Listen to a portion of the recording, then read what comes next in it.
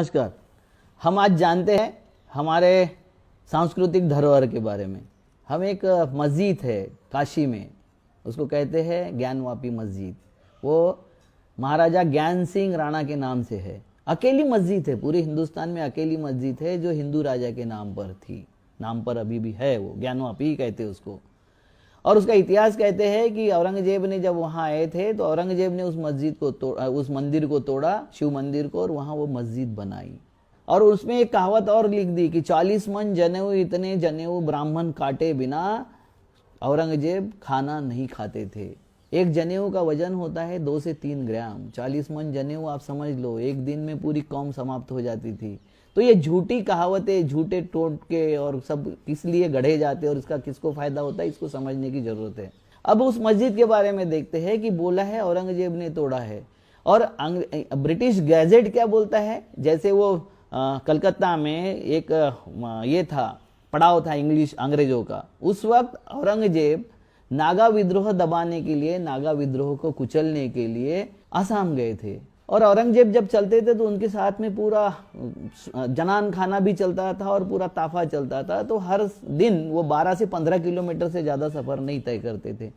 जब वहाँ उन्होंने नागा विद्रोह को कुचल के वापस आ रहे थे तो वहाँ उनके साथ में 12 राणा थे। राणा मतलब राजपूत राजा थे।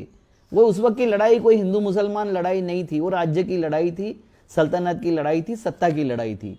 तो वो जब वापस आ रहे थे तो राणाओं ने बोला कि यहाँ हमारा एकलिंग जी का सबसे बड़ा मंदिर है, हम उसकी पूजा अर्चना करना चाहते। तो औरंगजेब बोला कोई बात नहीं, यहाँ 2 दिन पड़ाव रहेगा। गंगा के दूसरे बाजू में औरंगजेब का पड़ाव डाला गया। और ये राजाओं की रानियां अपने दासियों के साथ में शिवाभिषेक करने के लिए वहां पहुंच गई। शाम को पता चला अभिषेक के आते वक्त कि कच्छक की महारानी और उसकी दोनों दासियां गायब है, वो कहीं दिख नहीं रही थी कहीं। तो उसको खोजना शुरू हो गया और खोजते खोजते रात हो गई। जितने वहां पुजारी थे उसको कॉर्डन करके लाया गया औरंगजेब के सामने, पूछा गया, उन्होंने कुछ नहीं बताया। किसी हेर ने, औरंगजेब के हेर ने बताया कि इस मंदिर के नीचे तहखाना है।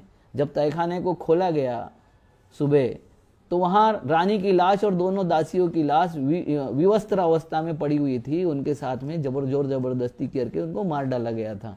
मगर उनको सबको कॉर्डन करके बंदिस्त बना गया था, इसलिए वो प्रेतों को, उनके डेड बॉडियों को कहीं दफना नहीं सके या उसको बाहर नहीं हटा सके, इसलिए वो डेड बॉडियां मिल गई वहां। अब उनका राणाओं का क्रोध अनावर हो गया कि मंदिर के नीचे ये क्या चल रहा है, मंदिर के नाम से ये क्या चल रहा है। तो राणाओं ने बोला कि ये मंदिर अब अपवित्र हो गया है, इसलिए मंदिर को हम तोड़ना चाहते हैं। औरंगजेब क्यों ना मनाही करेगा। औरंगजेब ने बोला जैसा आपको लगता है उचित कीजिए। उन्होंने वो तोड़ दिया और वहां मस्जिद तामील हो गई। राजा ज्ञान सिंह राणा ने वो मस्जिद, कच्छ के राणा ने वो मस्जिद तामील की।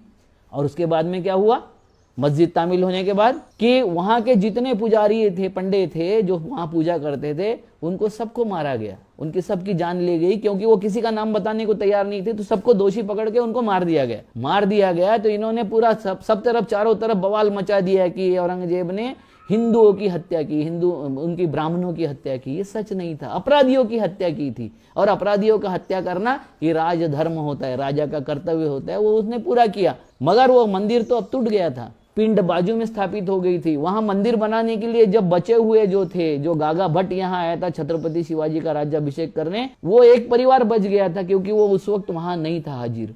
तो वो परिवार ने फिर मंदिर बनाने के लिए जब राणाओं से, वहां के राजाओं से, जनता से चंदा मांगना शुरू किया तो कोई चंदा देने को तैयार नहीं था। बोल रहे थे तुम अत्याचारी, अन्यायी हो, वहां मंदिर कुछ नहीं बनाएंगे। तो उन्होंने फिर शिवराज्याभिषेक से जो पैसा मिला उसके माध्यम से वहां मंदिर बनाया। ये सच्चाई इतिहास क्यों नहीं बताते। और ये अंग्रेजों ने लिखा है, ब्रिटिश गैजेटियर में इतिहास है लिखा हुआ। ब्रिटिशों ने जो अपने साथ में लिख के ले गए और लिखा हुआ है उसमें वो सारा इतिहास है, मगर हम नहीं पढ़ाएंगे। अंग्रेजों ने भी इस देश को बांटने का इतिहास बनाया। जैसा यहाँ की इस संस्कृति ने इतिहास बनाया वैसा अंग्रेजों ने भी किया, क्योंकि अंग्रेजों ने इतिहास लिखा, मुगल कालीन इतिहास, हिंदू राजाओं का इतिहास, और खुद के बारे में क्रिश्चियन इतिहास नहीं लिखा, वो ब्रिटिश कालीन इतिहास लिखा।